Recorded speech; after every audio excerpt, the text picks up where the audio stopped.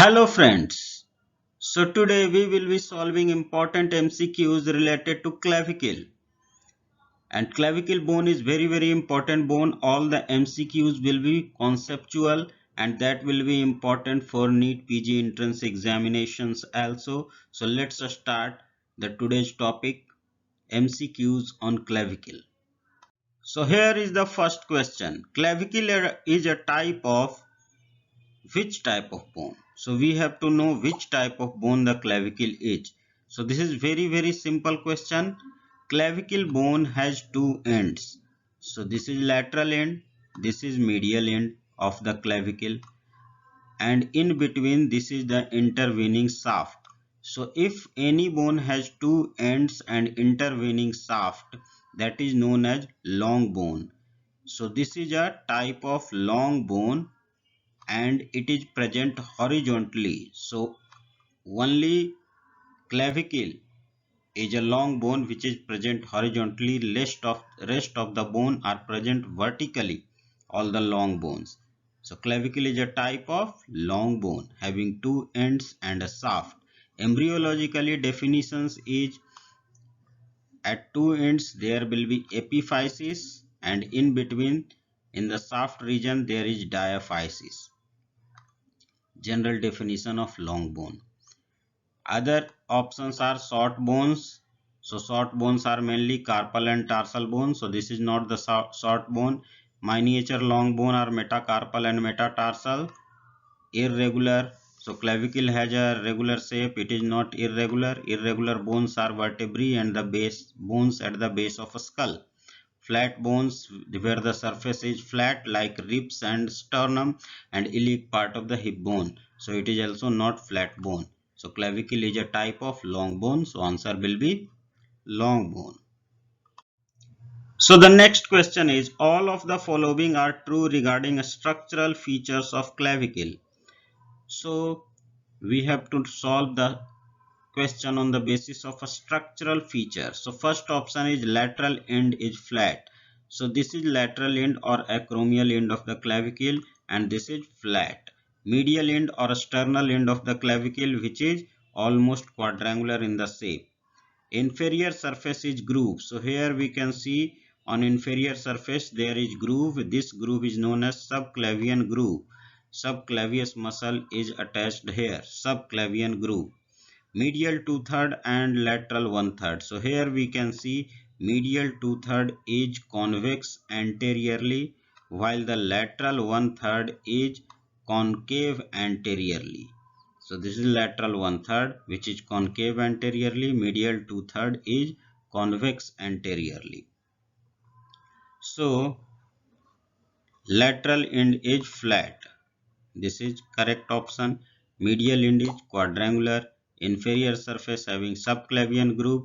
Medial 2/3 should be convex anteriorly, but it is written convex posteriorly. So this is the wrong option. So easy to remember. So now the question, all the following are true regarding clavicle except. So clavicle has some of the important characteristic features that we should know. On the basis of that this question has been framed. So first, clavicle is a long bone and this long bone has two ends with intervening shaft and this is the only long bone which is placed horizontally.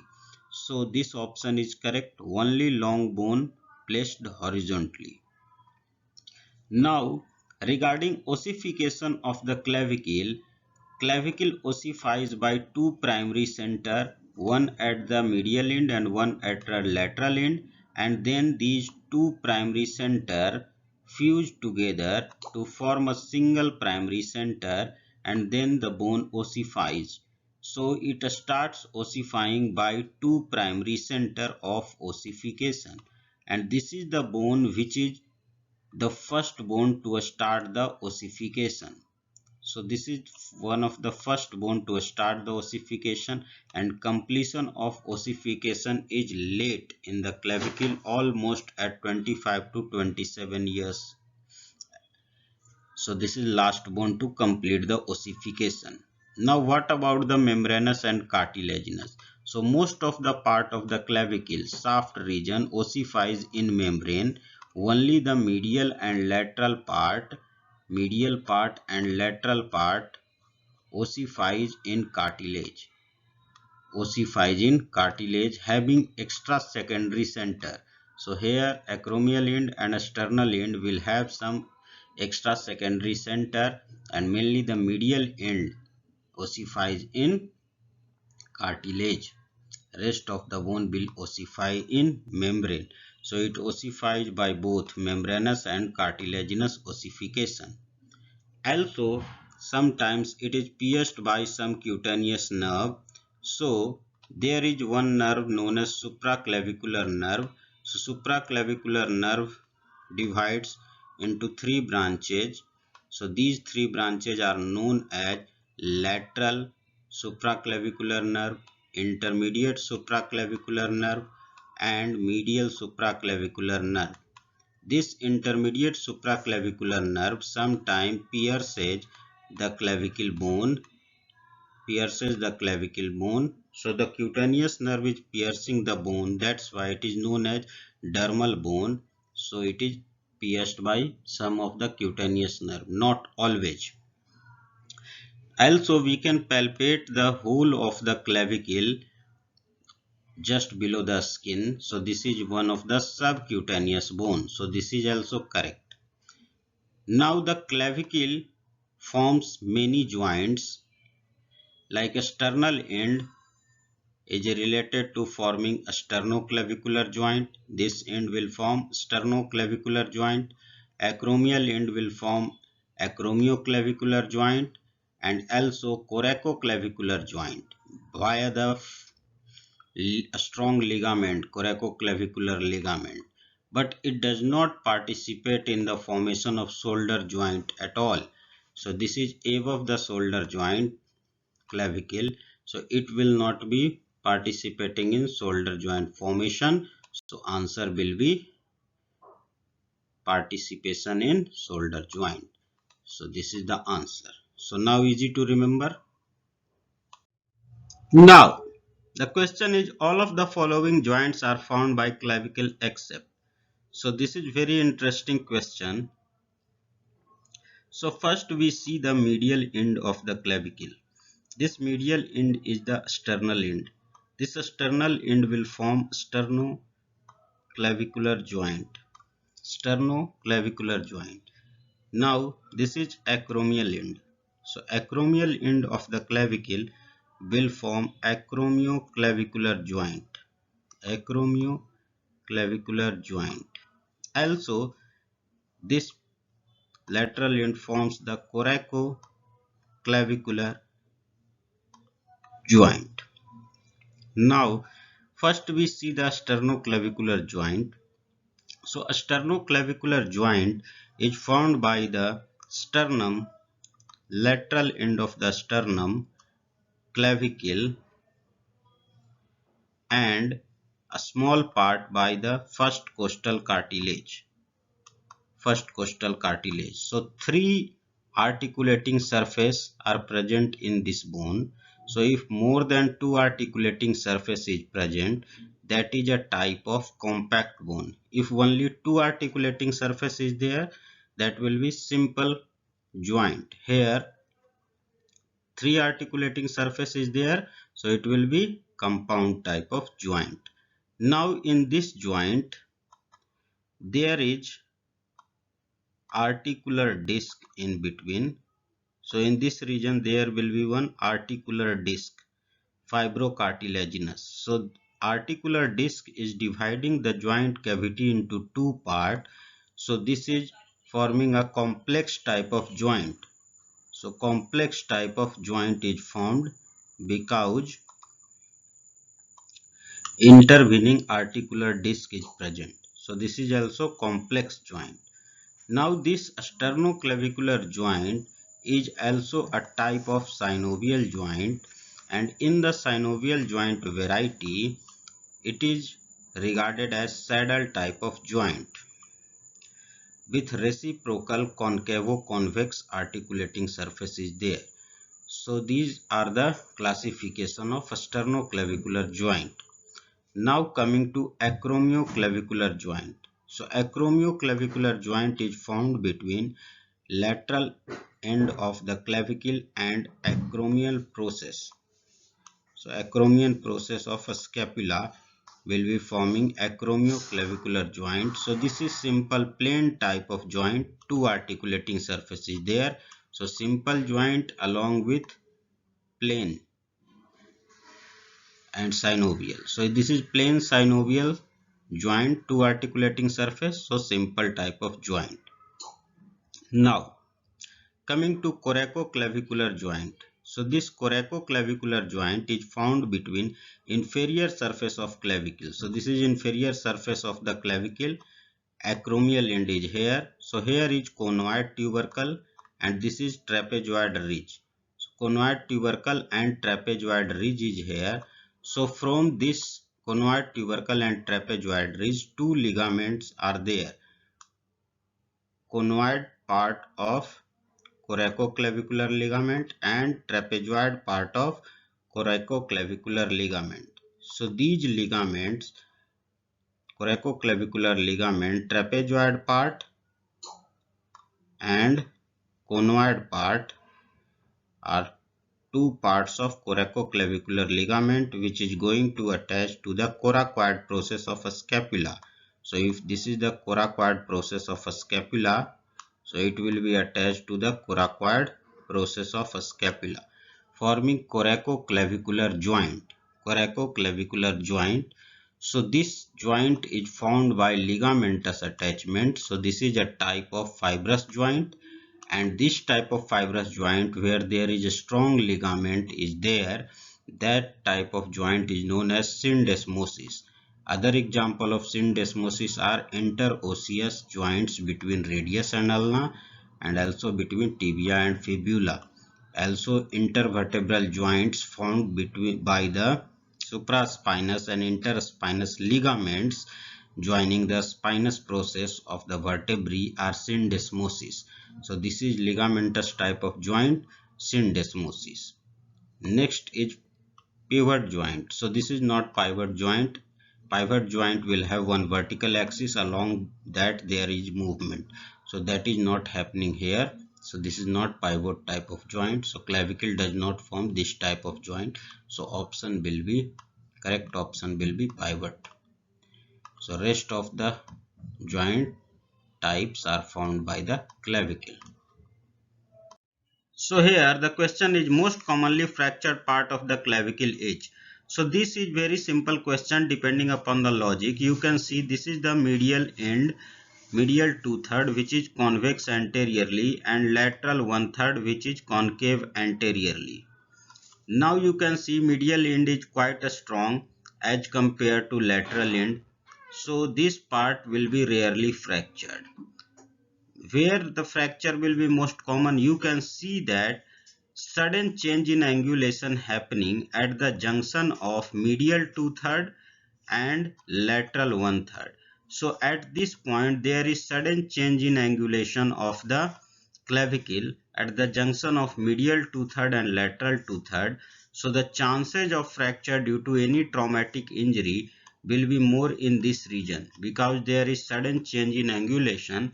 Also, the strong muscles which are attached in the medial end are the this is sternocleidomastoid muscle, and here will be the pectoralis major muscle, pectoralis major muscle. So these are strong ligaments which are attached here, and on the lateral side two more strong muscles which are attached. This is trapezius and anteriorly is the deltoid. So these muscles are attached here. So the most prone area for fracture will be junction of medial 2/3 and lateral 1/3. So this is very simple question. Now the next question is, all of the following muscles are attached to the clavicle except. So this is again a simple question. Let's study the attachments on the clavicle. So this is sternal end, this is acromial end. Towards the sternal end, which is quadrangular, anterior surface of the clavicle, here half of the anterior surface of the clavicle, there is attachment of pectoralis major muscle. So here is attachment of pectoralis major muscle. This is simple.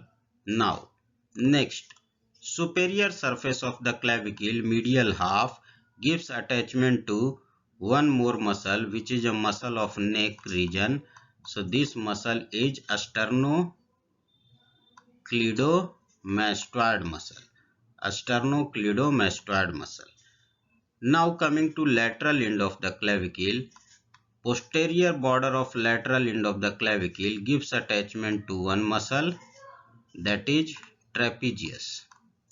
Anterior border of lateral end of the clavicle gives attachment to one more muscle, that is deltoid. So deltoid is attached here. Now coming to inferior surface, there is a groove here. So within this groove there is attachment of one muscle, that is subclavius muscle. So subclavius muscle is attached in this groove, that is subclavian groove. Now posterior surface near the medial end also gives attachment to one more muscle. That muscle is posterior surface. That muscle gives that area gives attachment to one more muscle, that is sternohyoid muscle. Sternohyoid muscle near the medial end. So this is sternohyoid muscle. So we have seen that clavicle gives attachment to deltoid, trapezius towards lateral side, sternohyoid towards the medial side, sternocleidomastoid and pectoralis major. Inferiorly, there is a groove that gives attachment to subclavius muscle, but there is no attachment of pectoralis minor on the clavicle. So answer will be pectoralis minor. So this is very simple question. Now the question is, all of the following are correct regarding cleidocranial dysplasia except. So we have to know first about the cleidocranial dysplasia. So if we split this word, cleido means clavicle. Cleido correspond to clavicle. Cranial means skull bones. Correspond to skull bones. So if there is underdevelopment of clavicle and skull bones, that is coming under cleidocranial dysplasia, and this occurs due to defect in membranous ossification. So if there is defect in membranous ossification, then there will be defect in development of the clavicle and also flat part of skull bones, that lead to cleidocranial dysplasia, and there will be deformity in the placement of upper limb because clavicle will be not developed, so the upper limb shoulder joint will be placed anteriorly and more close to each other as compared to normal. So that type of deformity will be present. So this happens due to defective membranous ossification, which mainly involve the membranous bones that develops from the membrane. Mainly clavicle and skull bones are involved. This does not involve any long bone because that develops from cartilaginous ossification. So that is not the correct answer. So cleidocranial dysplasia means there will be defect in development of clavicles and skull bones. This can also involve other facial skeleton which develops from membrane. Now the question is, all the following ligaments are attached to clavicle except. So now we come to the ligaments. What are the ligaments which is attached to the clavicle? So that is very easy to remember. That we can remember on the basis of the joints. So medial end forms the sternoclavicular joint. So there will be sternoclavicular ligament in this region. Anterior sternoclavicular ligament and posterior sternoclavicular ligament. So first ligament we know is sternoclavicular ligament. Sternoclavicular ligament. Now here we have read that it forms acromioclavicular joint in this region. So there will be acromioclavicular ligament. Acromioclavicular ligament, superior and inferior acromioclavicular ligaments. Now here is conoid and trapezoid part. conoid tubercle and trapezoid ridge. So here will be ligament, trapezoid and conoid part of coracoclavicular ligament. So here will be coracoclavicular ligament, conoid and trapezoid part. Now we have read that in the sternoclavicular joint there is also participation of first costal cartilage. So first costal cartilage is also participating. So from the first costal cartilage to the inferior surface of the clavicle there is small ligament which is known as costoclavicular ligament. From first rib to the clavicle will be the costoclavicular ligament. Costoclavicular ligament is also there. Now if the two clavicle is there, if two clavicle are placed, right and left side of the clavicle is there, so right and left side of the clavicle is there,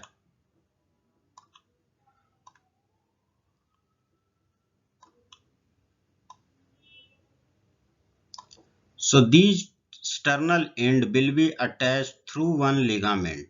So this ligament which is connecting both sternal end of right and left side of the clavicle is known as interclavicular ligament. So this is interclavicular ligament which is present in the region of jugular fossa or suprasternal fossa.